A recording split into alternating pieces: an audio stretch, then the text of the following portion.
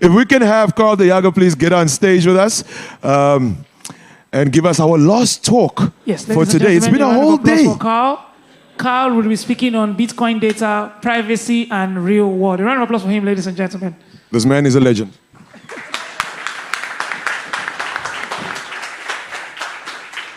Yeah, if you know how many WhatsApps I have in my backlog that I need to forward to you from Bike, that actually happens quite often. People try to reach one of us and then they get to the other one. But that's an honor to me. I feel sorry for you guys, but for me it's an honor to be confused with you. Right, so I want to today, like I said this morning, when I was first, by the way, yes, thanks for sticking around. This is not proper graveyard shift. I appreciate it. Thanks, guys. Hardcore fans here. So I want to talk to you a little bit about privacy and Bitcoin. Like we said this morning, a bit of a controversial topic, especially given that we have, my company Sixpence, have somehow become experts in generating intelligence on chain. And so there's a cool story actually behind it. We've been building stuff since about 2019, lots of different crypto products, a trading bot at some point, where we traded on various things that have spun out in its own company. And it's like, and then at one day in 2022, Vian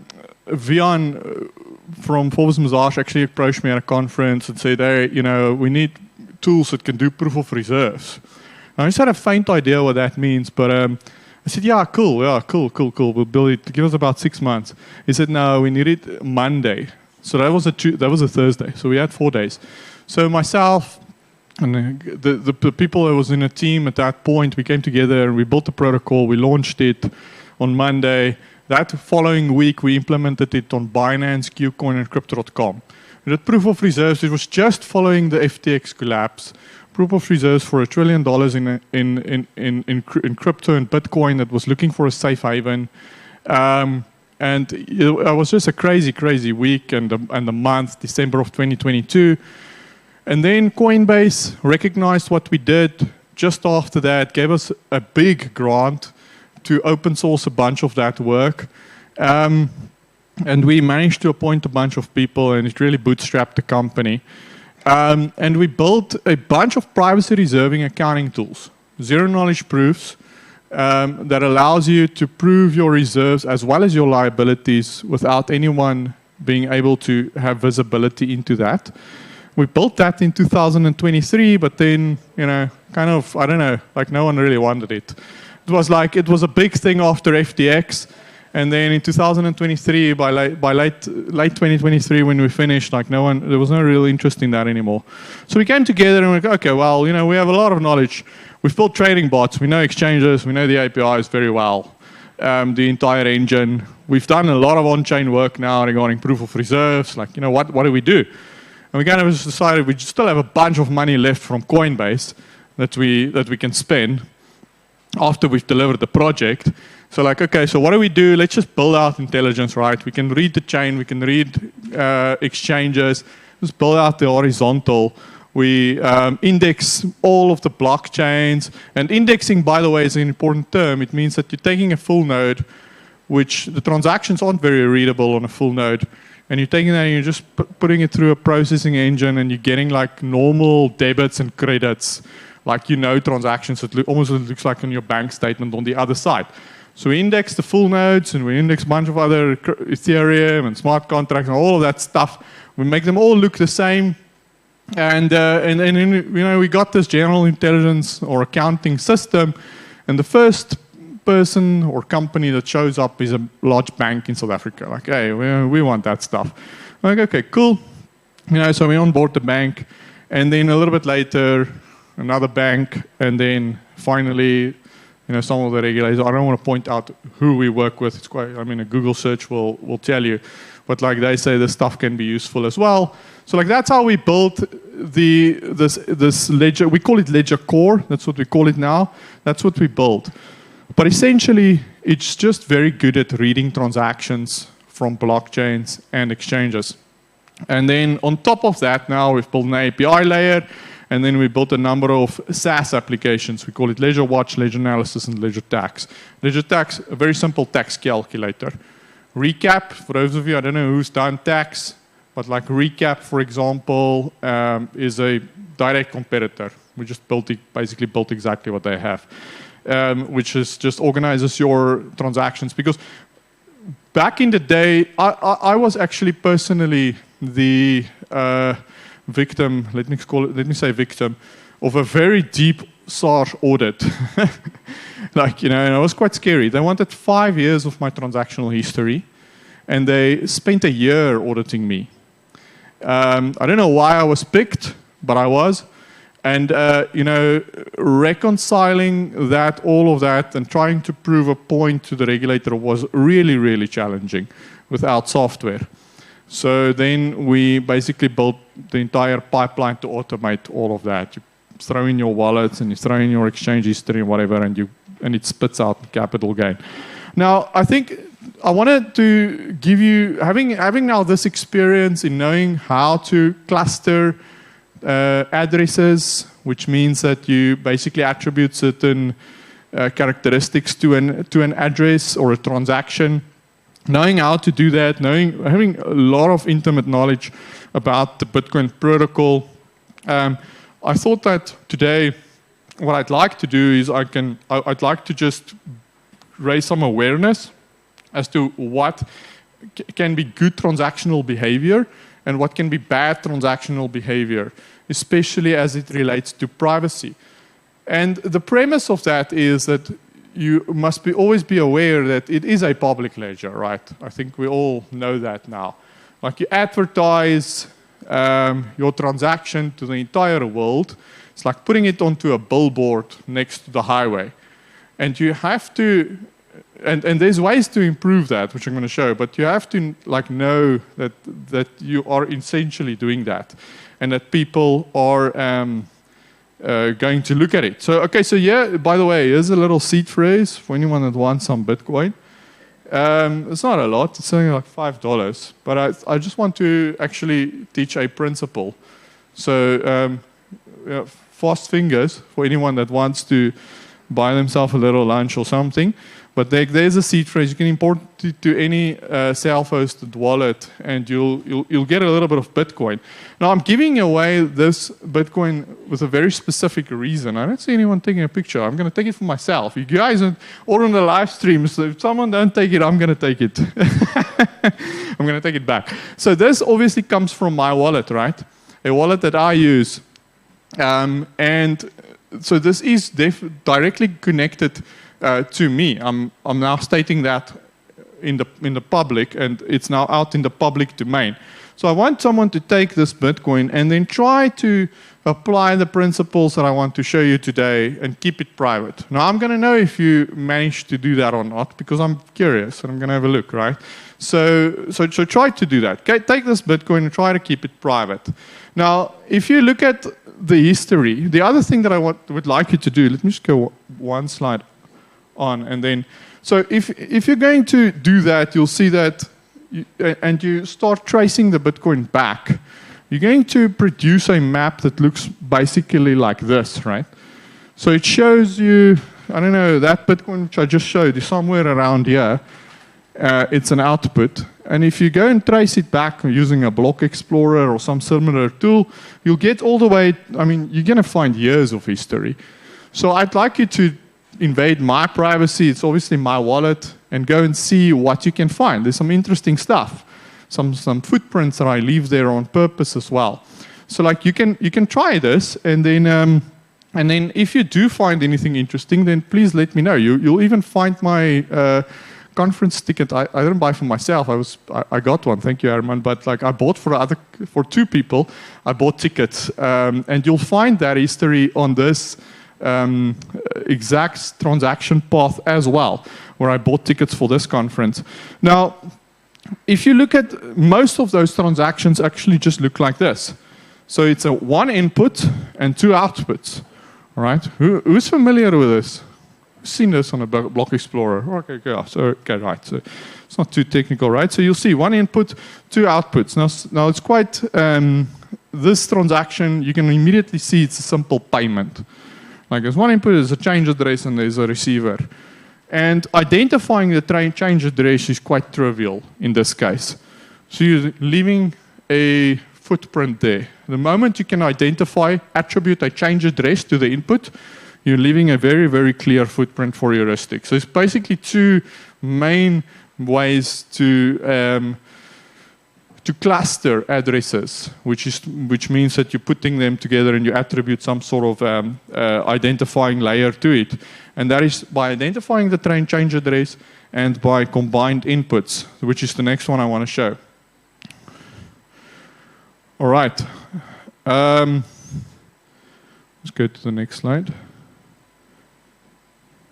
Okay, again, change address. Yeah, that I did show. Okay, so then the other one is consolidating UTXOs. I briefly mentioned it this morning.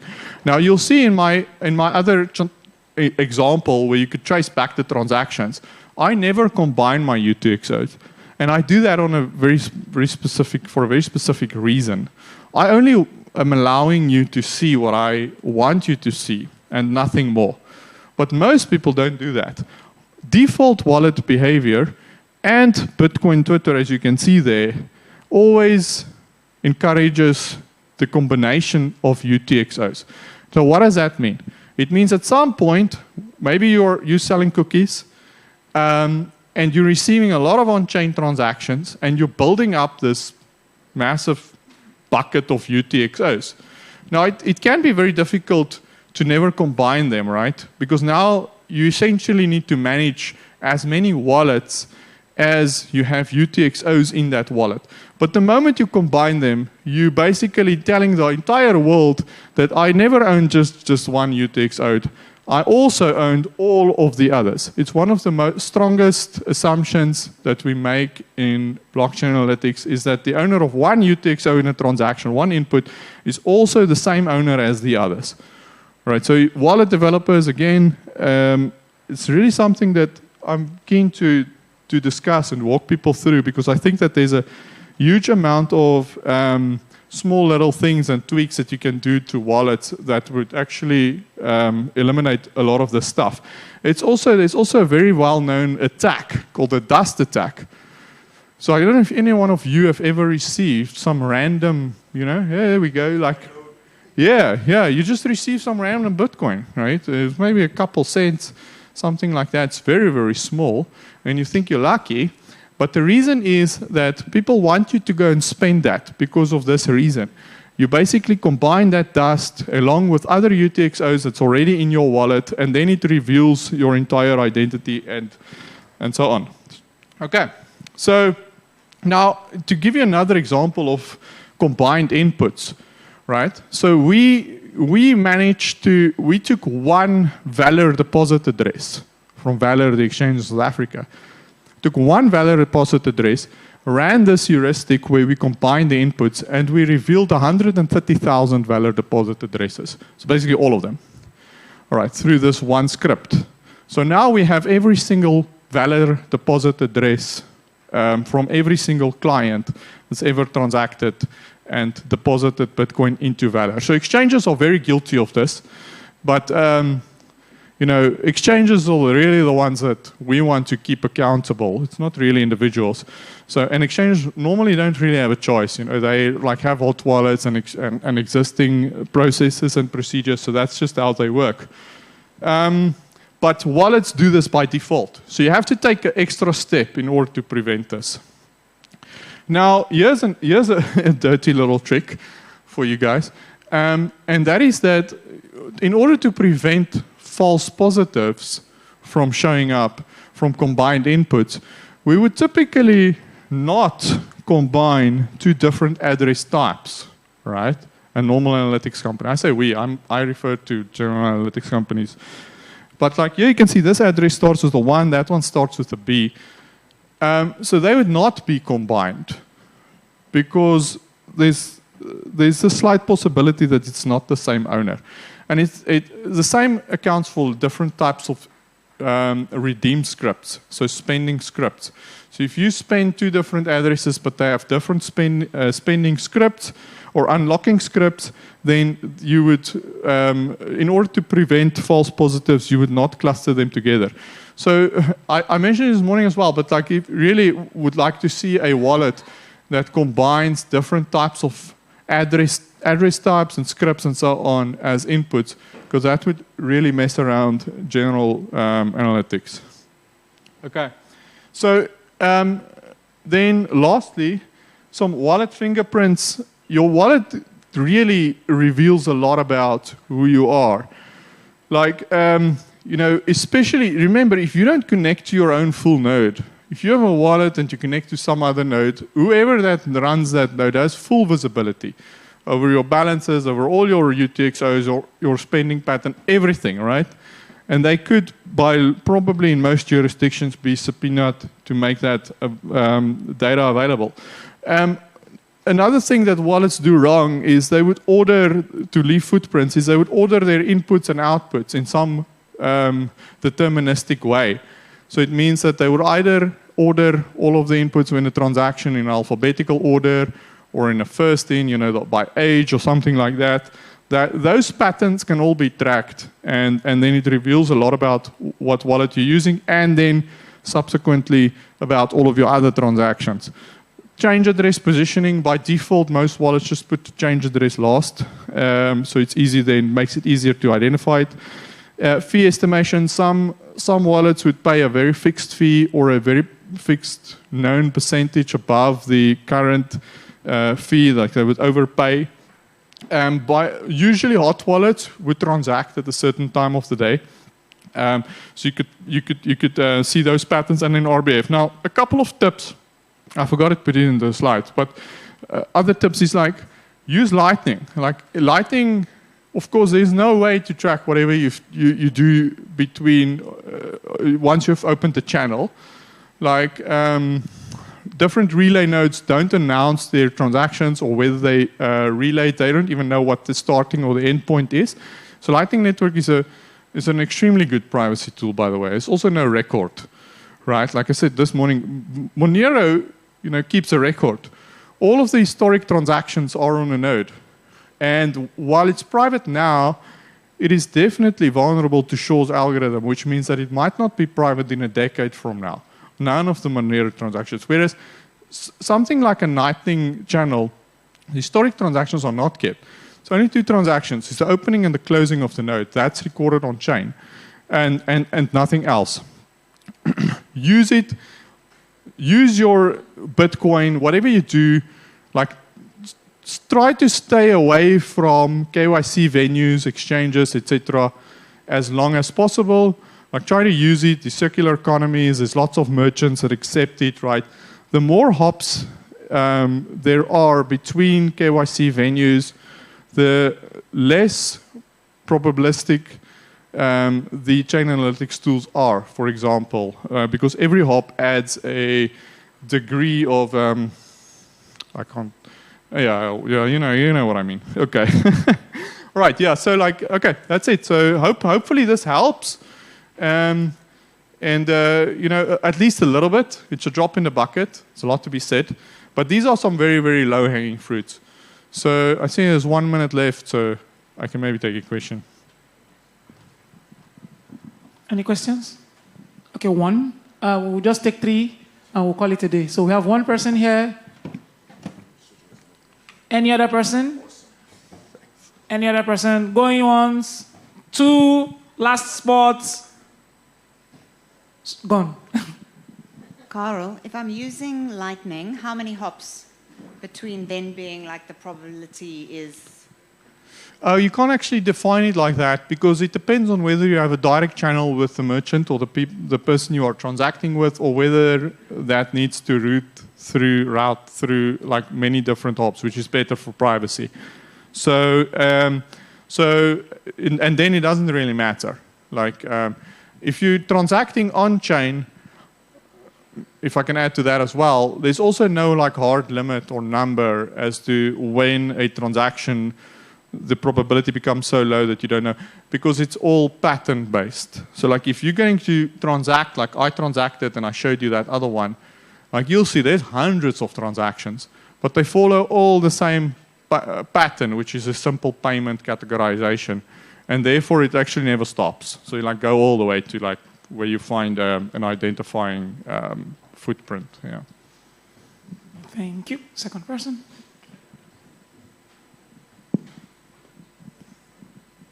Thank you. I'm interested to know what heuristics you would use to try locate all valid deposit addresses other than maybe the address type. So Valor and Lunos and all the exchanges' hot wallets are public information, right? You can Google that. You can do a very simple experiment and get the hot wallet yourself. So that's your starting point, right? Is to get those hot wallets and then see what goes in and what goes out of them, and then maybe get all of the exchanges' hot wallets, Kraken, Binance, Coinbase, whoever, and then you can start drawing maps of how the money flows between them. But it's not, I mean, you won't get 100% of the data that you need from that. So like typically what you do is you do combined inputs. Like that's probably the most powerful heuristic for exchanges. Like I said, we only used one Valor address and we managed to identify all of them, like 130,000+ of people. I know Valor has lots more clients, but that's the amount that more or less that is actually transacted on chain. The rest of them haven't. So you just combine, because what the exchanges do is they batch inputs to their hot wallet. So what they would do is you would send Bitcoin to your deposit address on an exchange, and it would remain there for a while, maybe for like 10 minutes, 20 minutes, an hour or two. And then once they've accumulated enough deposits across all their entire client base, they would do one transaction that combines all of those deposits into a single transaction that consolidates it to their hot wallet. So all the exchanges do that because they need to save on fees. And a lot of them would actually even optimize to do it only during low fee periods. And that's when all of the others are revealed as well, because they're all in a single transaction. Thank you. Awesome. Thank you, Les. Round of applause.